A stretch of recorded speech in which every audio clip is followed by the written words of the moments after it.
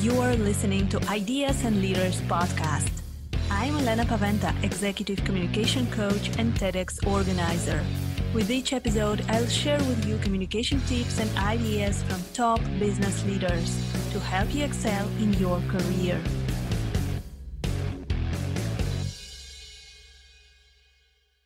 Welcome to the next episode of Ideas and Leaders podcast. Today, my guest is Regina McCann Hess. She's a certified financial planner and the founder of Forge Wealth Management.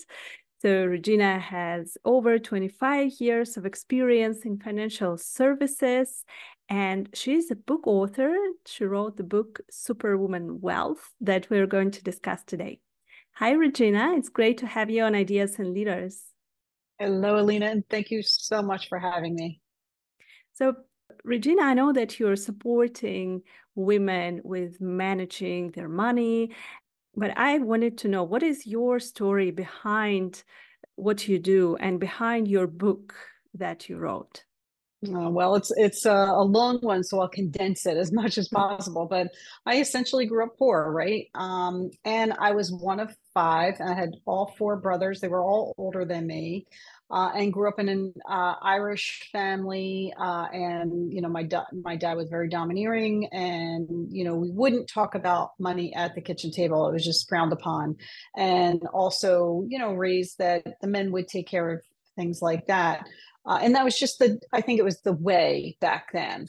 And I thankfully came into the financial industry by like a surreptitious route. I can't even say the word, but it was just definitely not the intention, but I did wind up here. And I'm so grateful because now my role has been to help other women find their financial freedom and have these conversations that we haven't had growing up, nor were we educated about finances along the way.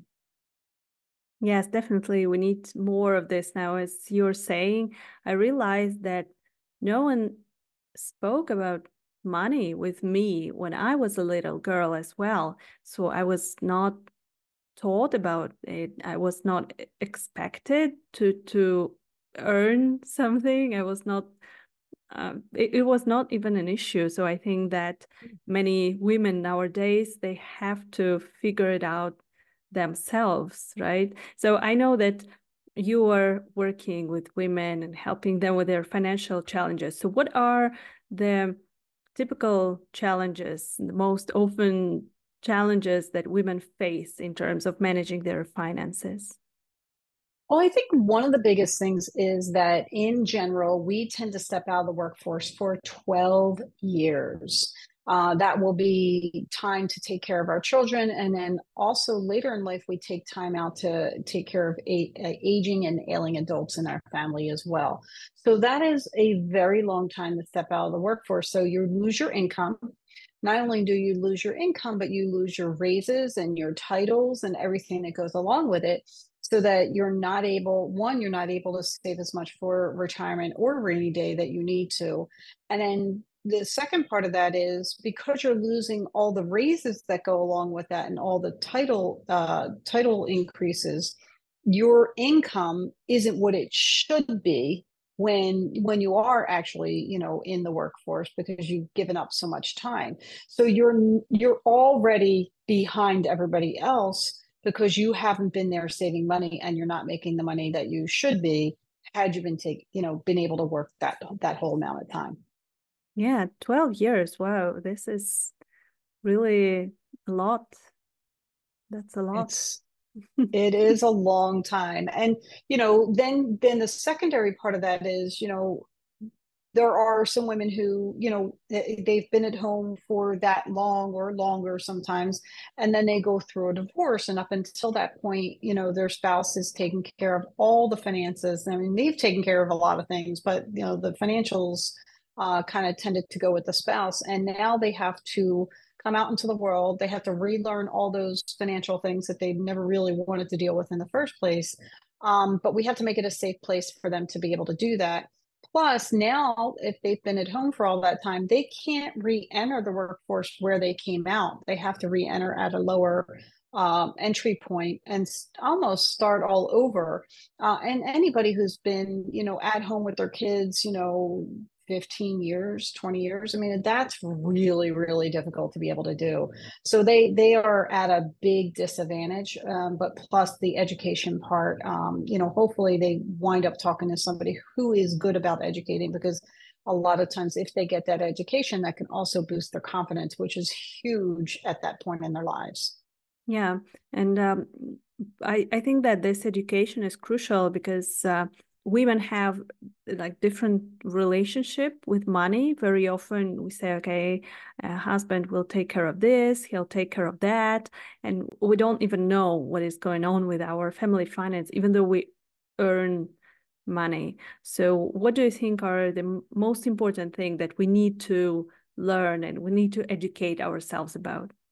Well, I think starting at basics, know what the budget is of the house, know how much is coming in and how much is going out. And then, how much is going out, does it all need to go out? So see where the difference is. And, if there's not enough about like that you're capturing. So, I tell people sometimes it's not what you make, it's about what you keep.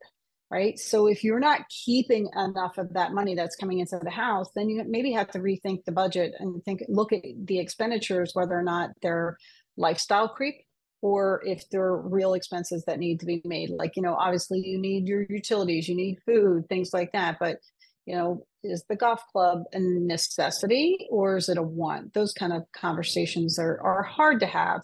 But if you're being honest with yourself and you're trying to save more, that those are the kind of conversations. So that's the first step. Second step, which will lead to from first step, is saving for yourself, paying yourself first is so important, because we take care, as women, we take care of everyone else before we take care of ourselves. Like, think about it. You get up, you get your kids ready for the day, you make sure the house is all good, even the dogs get taken care of, right? And then we go to work, and then we're like 9:30, probably having our first cup of tea or coffee, and that we haven't eaten anything because we're like running, then we're working all day, and then we go home and do our first job all over again. So we really do not take time to take care of ourselves. So financially, I'm trying to I guess preach in a sense that it is okay to take care of yourself. It is okay to put money away for your retirement and for your rainy day fund, because not only do we step out of the workforce for 12 years, so we don't have enough save for retirement, we also live 5 years longer than men on average. So we need even more money saved for retirement. So that second rule for me is pay yourself first. Put something into the 401k, increase it every year. The other thing with that is when you get a pay raise or a bonus, you should increase what you're putting into your retirement plan that plus every single year.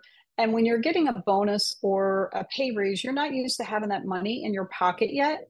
So, if you take a third of that and put it towards your rainy day savings, a third towards increasing your retirement savings, and then a third goes, pat yourself on the back, spend that money because you've earned it, right?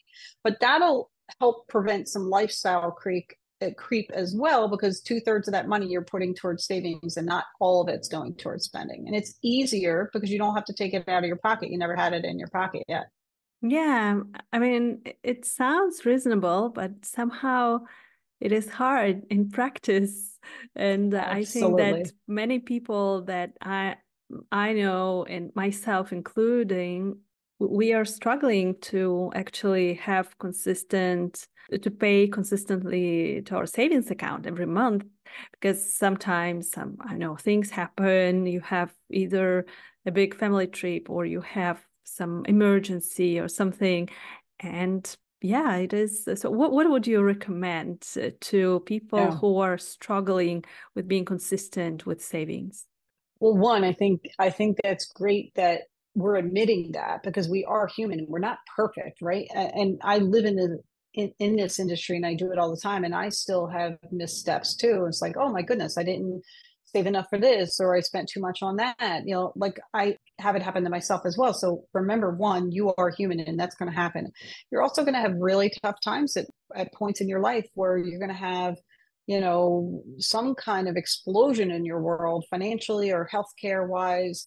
that you weren't expecting. And, you may have to, again, step out of work to take care of that, or you're not able to work because of your health condition. So, we do have real reasons for not doing all the things that we quote unquote should be doing, right? But keep this in mind. Do what you can, because by doing what you can, and it may not be perfect, by doing what you can, at least you're working towards the goal. And remember that it's progress, not perfection. And I have to remind myself of that all the time. Progress over perfection, because if we get to the point where we're like, well, I couldn't put 15% of my 401k or money into my 401k, so I kind of failed. No, you didn't fail. You did the best you could, and you put something towards your retirement, and it's more than you did, a couple years ago. So I think you just maybe change the mindset a little bit, as opposed to I failed because I can't do it all, and change it to, well, I'm working towards that and I'm doing the best I can right now.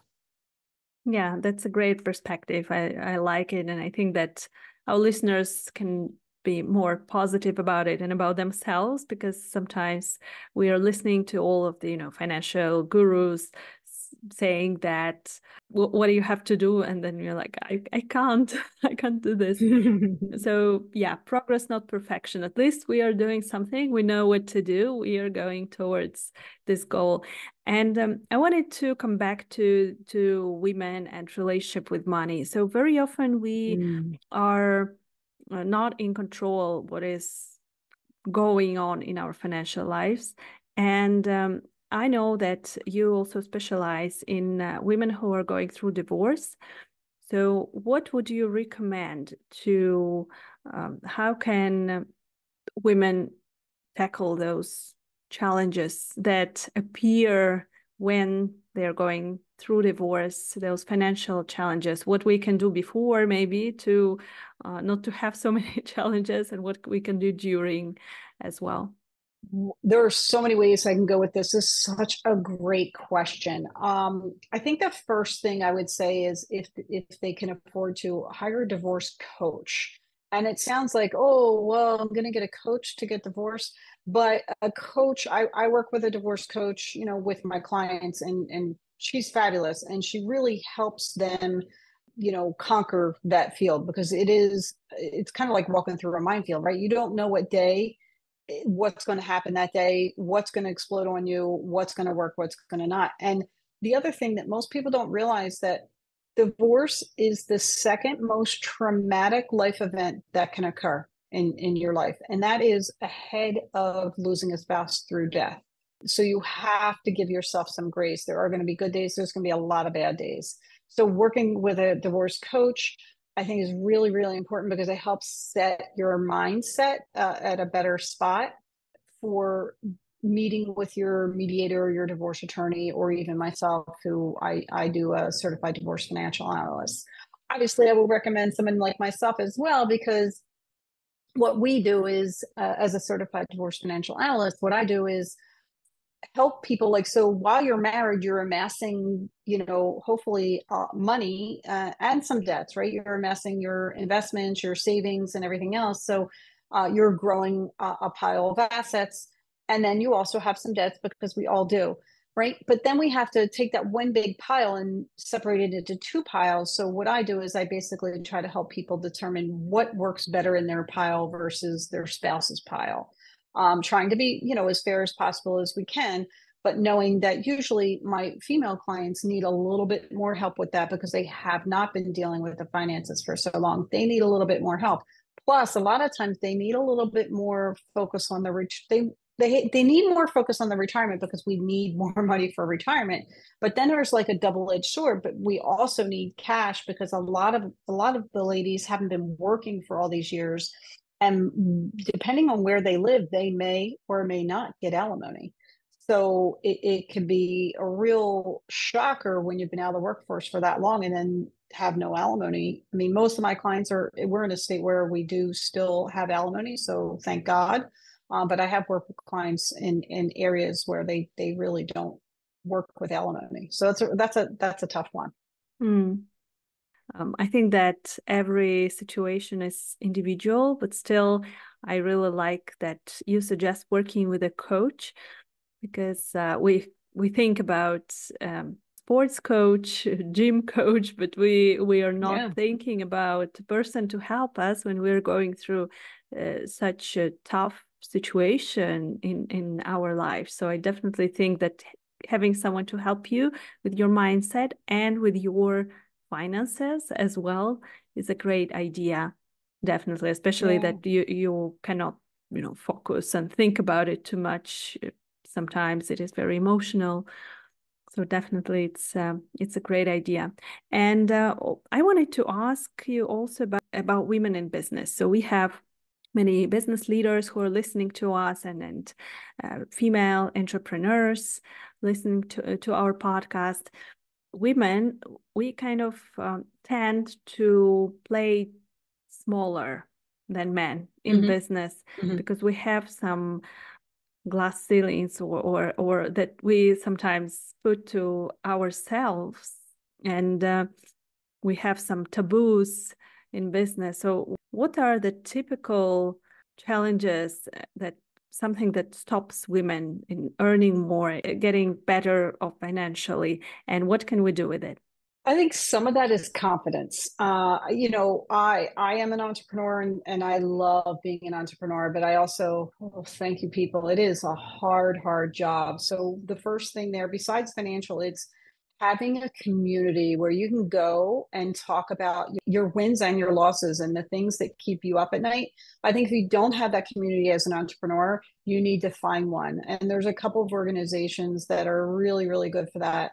And I'm lucky that in my industry we've created our own, and it happened naturally. So I am grateful for those women every single day. But I also belong to several different entrepreneur groups, because I don't want to just know what's going on with the entrepreneur in the financial field. I want to like reach out to the other fields as well, so that we can help each other.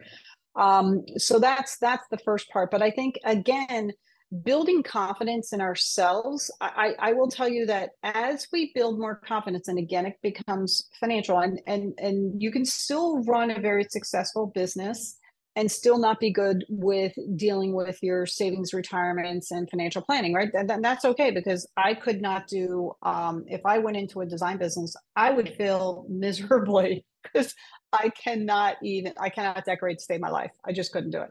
So, it's still, you can still be a very successful entrepreneur and still not be comfortable with the financial side of things. So I think it kind of goes back to education again. And there's so many places that you can get this basic education up to like advanced education. And like, it could even start with something like listening to your podcast, because it's so good to hear other entrepreneurs talk about what's going on.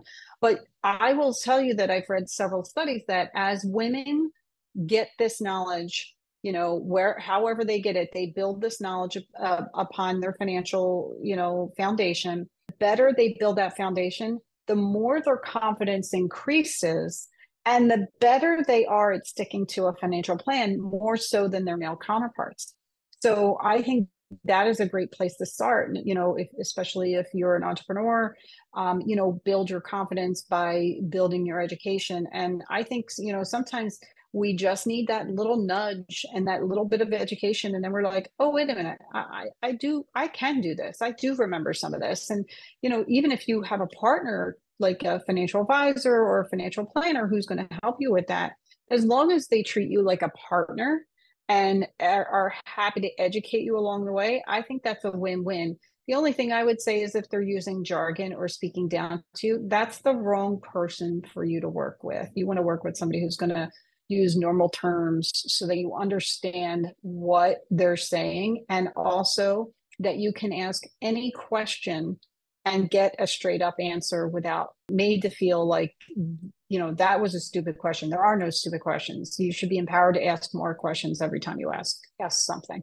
Yeah, so we need to focus on education, on our confidence, financial education. And what about investing? I know that especially for women entrepreneurs, they might be earning some money already.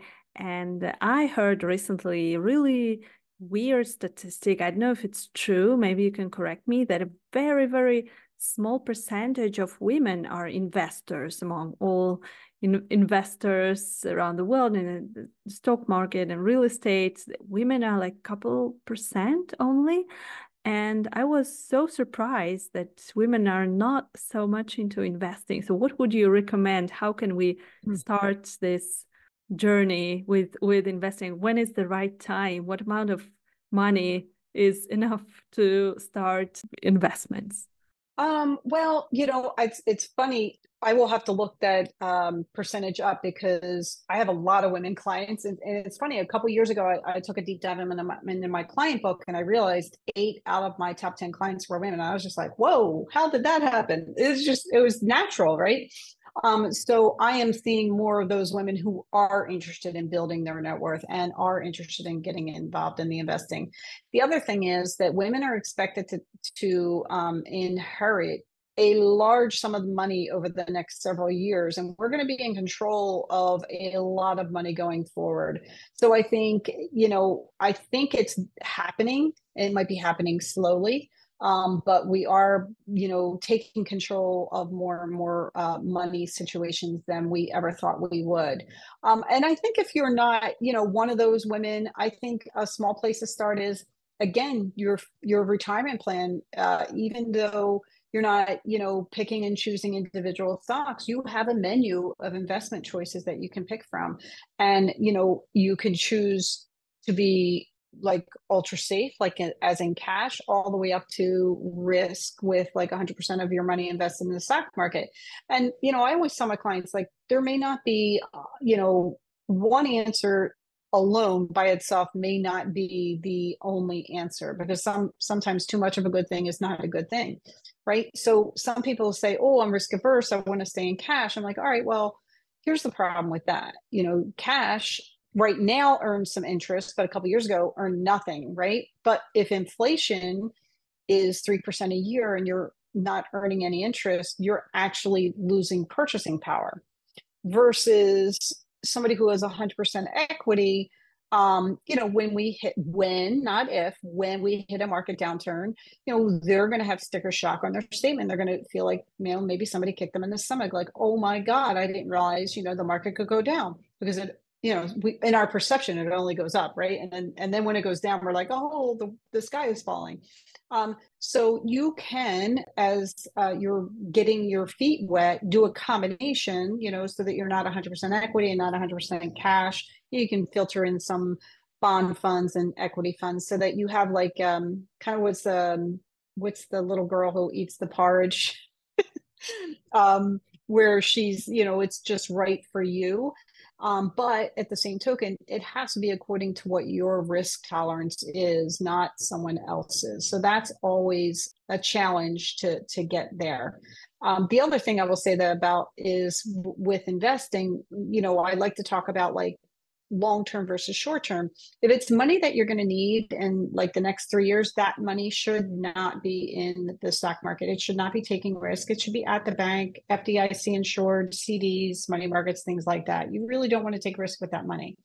And then, the money that's, 4 to 6, 7 years, that could have a little bit of risk, a little combination of bonds and stocks with a little bit of risk. And then your long-term money, like, hey, you're not going to retire for 20 years. That's the money where you can take a lot of risk, because assuming that you're comfortable with that, because that money you're not going to need anytime soon. And it's going to hit a lot of downturns and a lot of upturns, but over time should do okay. But you'll have time to recover when the market is in a downturn. You have time for that money to recover. Plus, you're doing contributions every time you get paid, so you're buying in at those low numbers. So hopefully it averages out for you. Yeah, yeah. And what would you say about cryptocurrencies? I know that it is very trendy topic right now, and I hear many people are considering learning about it and investing. Would you recommend a very risky investment like this? I have stayed away from the crypto. I have spoken to my clients about it, like, hey, this is an option for you. I cannot buy cryptocurrency at my where I hold my clients' assets. We have spoken about options for them to do that, and whether or not it made sense for them. But as with anything, they have to know there's a risk. Just like there's a risk in the stock market, there's a risk for the cryptocurrency. And will it be here to stay? Probably. We just don't know which one for sure. Yes, definitely.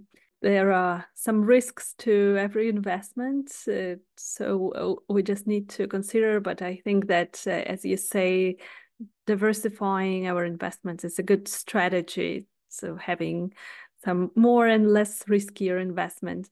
So thank you so much, Regina, for all of your tips. So if you were to summarize and leave our listeners with the top tips from your book, Superwoman Health, what would it be? I would say, as a female and a business owner, pay yourself first. Take care of you so that you can take care of everyone else. And that means however you want to take that, whether or not it's a rainy day fund, a slush fund for you, paying into your retirement, do something that's for you on the financial side so that, 20 years from now, you don't look back and say, what happened? I don't know what happened. So if you're doing something for you, you'll be able to look and see what happened, and you'll have a nice statement, hopefully, by then. Perfect. Thank you so much for being on Ideas and Leaders. And if our listeners want to reach out to you, to find you, to ask additional questions, where can they find you? Yeah, my website is forgewealth.com, and they can find me on Facebook and Insta at Forge Wealth, and on LinkedIn, I'm Regina McCann Hess. Great. Thank you so much. Thank you for being on the podcast. It was such a pleasure talking about such an important topic. Oh, I loved being here. Thank you so much for the invitation. Thank you for listening to Ideas and Leaders podcast. Did you enjoy this episode? Let me know that you listened by tagging me in your LinkedIn profile and using a hashtag Ideas and Leaders. See you in the next episode.